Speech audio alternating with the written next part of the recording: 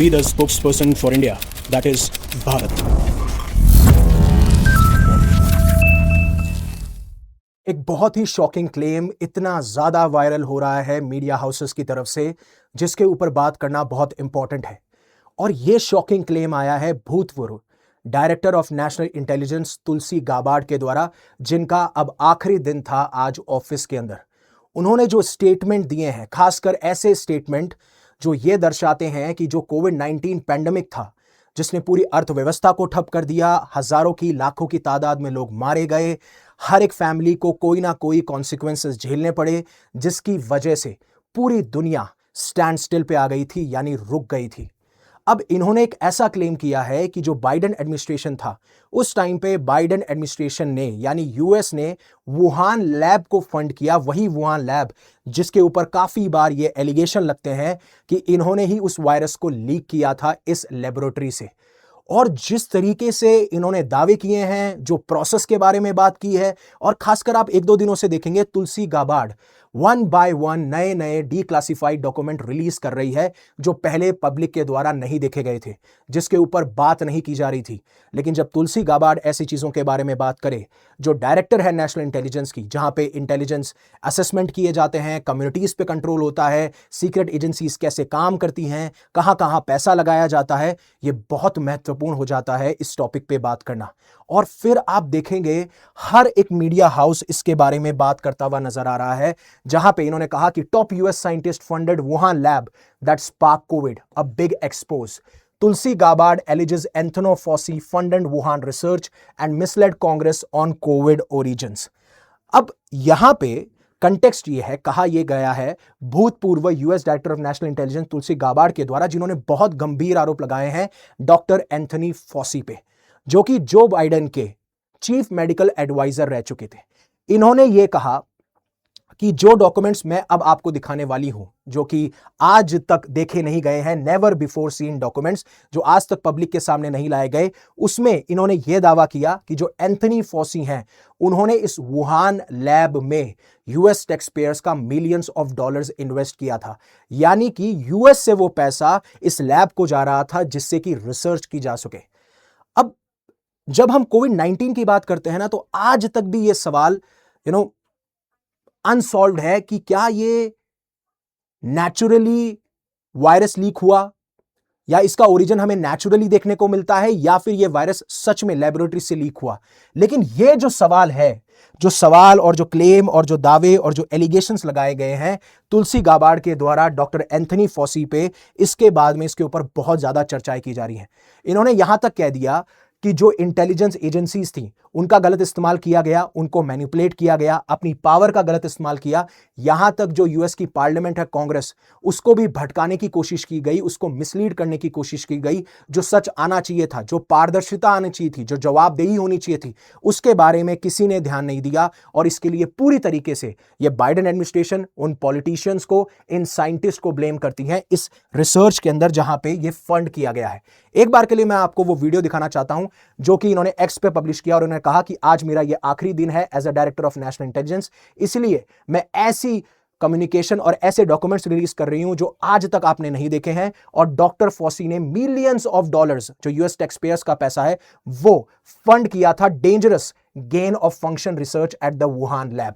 One by one decode भी करेंगे, but उससे पहले आप ये वीडियो देखिए, जहां पे ये एक्सपोज करती हुई नजर आ रही हैं बाइडेन एडमिनिस्ट्रेशन की, और खासकर डॉक्टर एंथनी फॉसी को।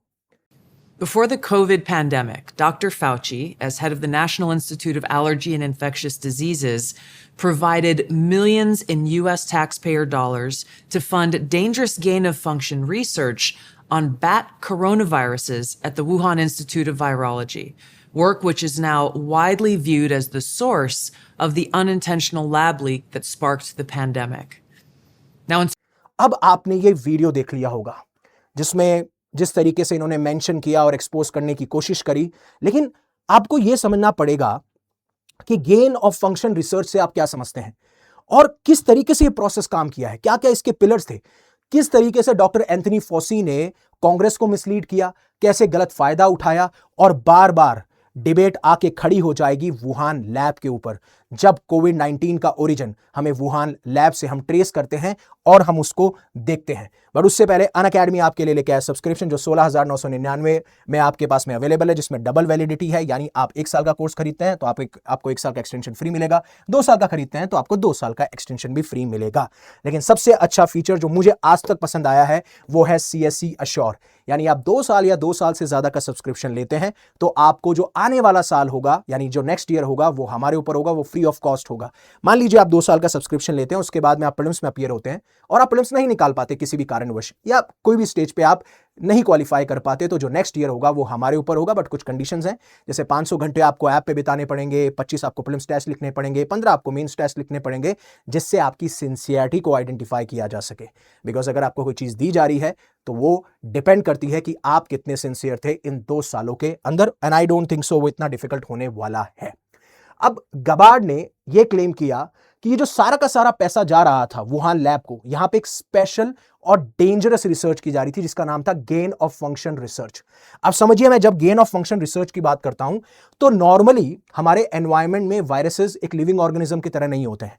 वायरसेस को एक होस्ट चाहिए, मतलब वायरस जब तक उसे एक होस्ट नहीं मिलेगा, मान लीजिए वायरस, आप कहें कि क्या वायरस एक लिविंग ऑर्गेनिज्म है? बिल्कुल नहीं, वायरस एक लिविंग ऑर्गेनिज्म नहीं होता। जब तक वो मेरे अंदर नहीं आएगा, जब तक वो एक्टिवेट नहीं होगा और जो मेरे सेल की पावर है वो उसके ऊपर ओवरटेक नहीं करेगा, तब तक वायरस का कोई अस्तित्व नहीं है। इसीलिए जो बैड कोरोना वायरसेस हैं, जो नॉर्मली वायरसेस हमारे पास में अवेलेबल होते हैं, उनके ऊपर रिसर्च की जाती है। अब इनके ऊपर रिसर्च की जा रही थी कि इनको हमें यह देखना है कि अगर हम इनको मॉडिफाई करते हैं, इन्हें चेंज करते हैं, इनमें कोई म्यूटेशन लाते हैं, तो ये कितने ज्यादा डेंजरस हो सकते हैं, कितने ज्यादा इंफेक्शियस, कितने ज्यादा फैल सकते हैं और कितने तेजी से फैल सकते हैं, इस पे काम किया जा सके, जिससे हम एक यूनिवर्सल वैक्सीन बनाएं। देखिए, ऐसी फंडिंग की जाती है, अगर आपको परमिट मिलता है तो आप लीगली फंड करते हैं और हर एक देश करता है, लेकिन यह दो धारी तलवार है। अगर आपने ऐसे डेंजरस, इंफेक्शियस और तेजी से फैलने वाले वायरस को बना लिया तो आपके पास में एक मौका यह है कि आप इसके ऊपर रिसर्च करके वैक्सीन बना सकते हैं, अगर फ्यूचर में इस वायरस के अलग अलग म्यूटेंट्स आते हैं तो। लेकिन अगर यह लीक हो गया, आपके पास में यूनिवर्सल वैक्सीन नहीं है, तो it is going to be dangerous, जैसा हमें कोविड-19 में देखने को मिला। लेकिन आज तक यह कोई प्रूव नहीं कर पाया कि क्या वो नेचुरली एनिमल से आया था या फिर वो लीक हुआ था, और इसीलिए वुहान लैब भी उस टाइम डिबेट थी, सेंटर ऑफ द डिबेट यही था। काफी बार यह कहा जा रहा था कि वायरस जो है नेचुरली एनिमल से आए हैं, और एक तरफ यह कहा जा रहा था कि वायरस जो है गलती से, एक्सीडेंटली इस लेबोरेटरी से लीक हुए हैं। और यहां पे आता है डॉक्टर एंथनी फॉसी का रूल, जो कि इसी लैब को फंड कर रहे थे। अब इनके ऊपर यह क्लेम लगाया जाता है कि वायरस, जहां पे ये डिबेट खड़ी हो गई कि वायरस क्या एनिमल से नेचुरली आया था, ये इस थ्योरी को प्रमोट कर रहे थे, ये इस थ्योरी को सप्रेस कर रहे थे। तो जहां पे जब ये लीक हुआ था, हम चाइना के ऊपर एलिगेशन लगा रहे थे, चाइना के ऊपर हम दावे ठोक रहे थे, चाइना को कटघरे में खड़ा कर रहे थे। अब जब ये थ्योरी निकल के आ रही है तो अब इसमें बताया जा रहा है कि यूएस भी उतना ही रिस्पॉन्सिबल था शायद। और इस थ्योरी को क्यों सप्रेस किया गया? आपने इस थ्योरी को क्यों प्रमोट किया? आपने इस थ्योरी के बारे में क्यों बात नहीं करी कि हो सकता है कि ये लीक भी हो? क्योंकि एक तरफ कुछ साइंटिस्ट ये कह रहे थे कि ये नेचुरली एनिमल से आया और कुछ कह रहे थे कि ये लीक किया गया है। लेकिन इन सारी चीजों को छुपाया गया और बढ़ावा दिया गया उस थ्योरी को जिसमें यह कहा गया कि ये नेचुरली ओरिजिनेट हुए हैं एनिमल से। इसमें क्यों? क्योंकि सवाल खड़ा हो जाता आपकी फंडिंग के ऊपर। सवाल यह खड़ा होता कि आपने उस लैब को फंड किया है, यूएस के ऊपर पूरी निगाह होती, जिसके बारे में इन्होंने अब बात करी। और खासकर यह इंपॉर्टेंट कब होता है?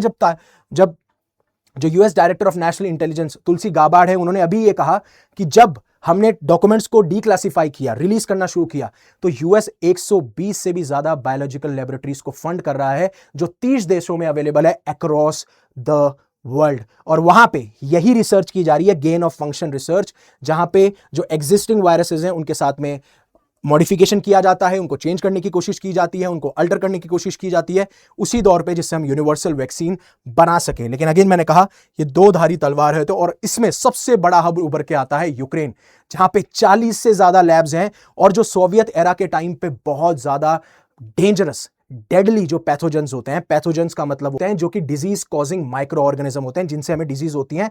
तो ये जो 40 से ज्यादा लैब्स हैं, ये हैंडल कर रही थी highly dangerous biological warfare pathogen, जो सोवियत एरा के टाइम से हमें देखने को मिलते हैं।